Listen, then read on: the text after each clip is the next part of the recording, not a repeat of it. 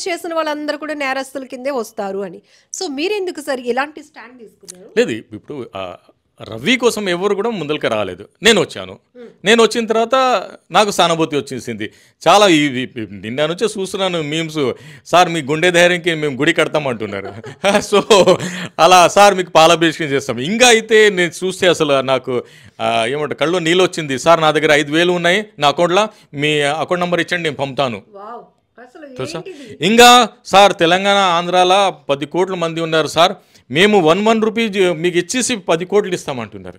ఆయన మాకు దేవుడు, మా దేవుడు రవికి మీరు బయట తీయండి వకీల్ సాబ్, మీకు ఏమిటో పాదాభిమానం చేస్తామని చెప్తాను. అంతే. ఎంత అసలు నేను కోడికత్తి కేసు వాదించాను, గుల్కరై కేసు వాదించాను, కానీ దాంట్లో అంతా నాకు ఎవ్వరు సోషల్ మీడియాలో అయింది అస్సలు లేదు. కానీ ఈ కేసులో మాత్రం చాలా సపోర్ట్ వచ్చేసింది.